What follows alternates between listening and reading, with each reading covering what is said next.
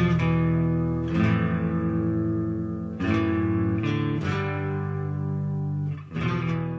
very easy to get a pretty good idea of the general health of your transfer case without having to tear it apart. And one simple thing to do is on the output end right here, when bearings begin to fail in these things, or they'll wear down or they start fretting, things tend to get a little loose. So what we're going to do is we're just going to check for lateral play right here, like a lot of people do with turbochargers.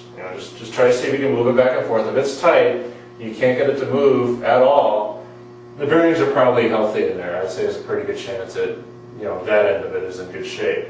On the coupler side, it's a little difficult to do that. If you can move that back and forth, you're in trouble. But if it feels pretty solid, it really doesn't tell you much. What we do is we just check for torque to see if your preloads are fairly snug on this end. What you want to do is take like an old output shaft or something where you can grab a hold of the coupler, and you want to basically put a very slow and gentle twisting force on the coupler until you feel it pop, you feel it move.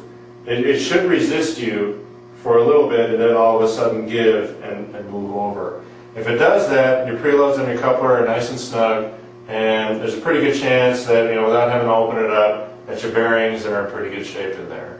Another thing to check while you have all this out is spline tooth wear. The splines, especially on the tranny, the output shaft here that go to the T-case, are known to wear down quite a bit, even if you have a later 2G tranny. Even 99s have this problem. And what we're looking for is sawtooth wear on the splines. Right here is a very rough picture of what it should look like.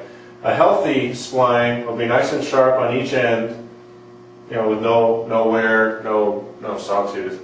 A bad one would look like this, where you'd have wear on one side, kind of like a blade on the saw. So if it looks like this, you're in trouble. Sometimes you can have wear on both sides, you're in trouble. If it looks like this, you're okay. And if you continue to run a worn output shaft in the coupler, what it's going to do is it's just going to continue to chatter back and forth in there for not very long before it'll wear it down considerably, and eventually the splines could just shear off. So it's a very good idea to take a look at this while you have everything out, and possibly replace the shaft if you have to get along and good reliability out of the drivetrain. Another thing to check too is the transfer case coupler.